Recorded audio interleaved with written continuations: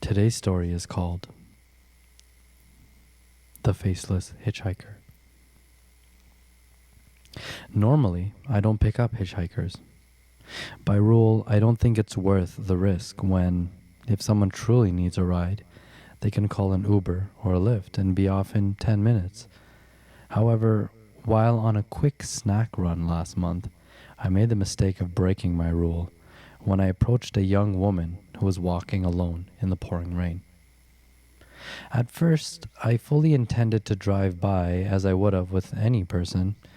She must have noticed me driving up because as soon as I came up on her, she spun around, nearly jumped in front of my car, and frantically waved her arms for me to stop.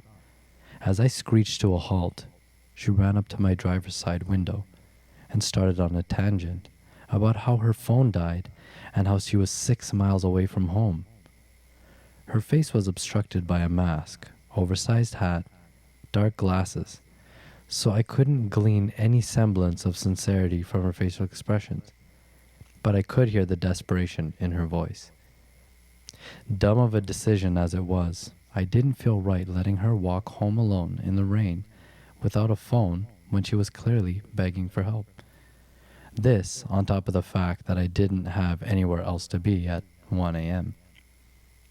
I opened the door, and almost as soon as she entered the car, she asked for me to go straight. As I drove, I tried to make conversation with the stranger, but I never could get an actual response. The only reply I'd receive was, "I'd like to go home. Please help me get home." Eventually, I just gave up entirely. After around 10 minutes of driving straight, I asked if I was supposed to be turning anywhere, but was met with silence. I turned towards the woman for a brief moment to repeat the question, but instead slammed on the brakes when I laid eyes on her. All the items covering her face had been removed to reveal a completely smooth surface.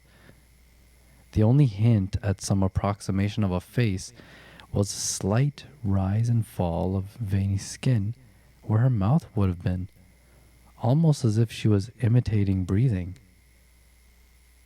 Instinctually, I put the car into park and moved to run out, but before I could even touch the handle, a large hand clamped around my arm and held me in place.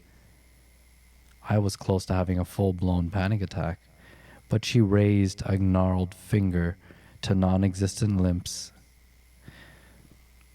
I was close to having a full-blown panic attack, but she raised a gnarled finger to non-existent lips and made a quiet shh sound. When she spoke, her voice had taken on a much more gravely tone, and the pressure from her vice grip forced me to take every word with the utmost respect. "You will not leave," she stated. "You must drive. You no longer have a choice." When she released her grip, I didn't say a word. I didn't even want to comment on the apparent bruising on my arm for fear she'd do much worse if I complained. I simply exhaled. I put the car into drive and kept going. We must have driven for another half hour. She'd occasionally tell me to make a turn here or there. Still, after about 15 minutes, I knew we were headed towards the more rural parts of the county, an area where people were known to go missing. With every glance in her direction, I could see her featureless face was trained on me. It was as if she was observing me, not entirely sure of whether or not she could trust I'd take her wherever she'd want to go. And as soon as that trust was broken, it would very quickly be over for me. Eventually, she instructed me to pull up to a lone, rundown house just off the highway. The windows were boarded up, and I could see piles of trash strewn about the exterior. When we stopped in front of it, she told me to get out. An unconscious shake of my head prompted her to slam her giant fist on the dashboard, cracking the plastic. Without argument, I walked out into the cold night. She followed behind and pointed at the house. In silence, we walked to the decaying building and were immediately met with a groan. I shined my phone's flashlight toward and saw what appeared to be a homeless man writhing around on the ground in pain. He was foaming at the mouth, and his eyes were bloodshot. I gasped and took a step back onto some glass which alerted him to our presence. He turned to me and begged for help. He begged for me to call an ambulance, or at least take a message for his kids. He began rambling on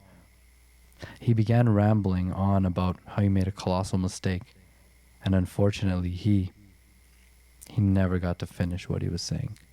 The woman pounced. In the blink of an eye, she was on top of him. Her hand contorted into a claw that wrapped entirely around his face. 13 grotesquely long fingers held his head down as he struggled against ungodly strength. He tried to fight back, but the weak man's struggles were met with even more force. The creature upon him was determined to lap up every last breath, and I swore I could hear a twisted chuckle as it watched him cling to life.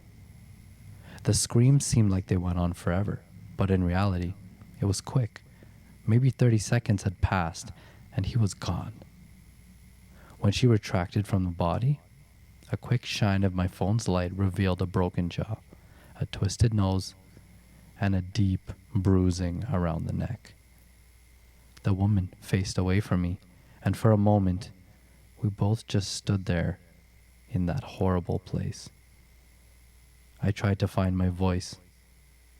I wanted nothing more than the strength to tell her that all I wanted was to go home and pretend like that night was all a nightmare. But I didn't have to. Reminiscent of the way she turned to me on that dark, rainy road, she spun around and revealed not just a large smile, but a brand new face. One that greatly resembled that of a man she had just taken from this world. Her parting words to me in his voice were, "Thank you very much. Never return here." With that, she simply walked further into the decaying structure. As soon as she was out of sight, I sprinted back to my car and sped all the way home. That night, I must have quadruple checked all the locks, taped the curtains down, left a pile of makeshift weapons by my bed.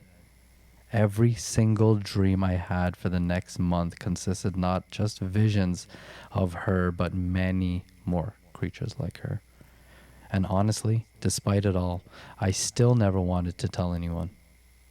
I want nothing less than to be another random guy throwing a story in the sea of tall tales. I know that anyone I told this to would roll their eyes and tell me that I'm being ridiculous or that I needed to be drug tested. I'd rather just avoid all the scrutiny entirely. But just last week, a man was found dead in his home, clearly suffocated, jaw and nose broken. No tips have led to anything significant. The police only hint is a crappy video of some man who was described as appearing featureless being dropped off near the home. Funnily enough, just last night, I saw a post on one of these community apps saying that someone in the area thought they saw a murdered man walking the streets.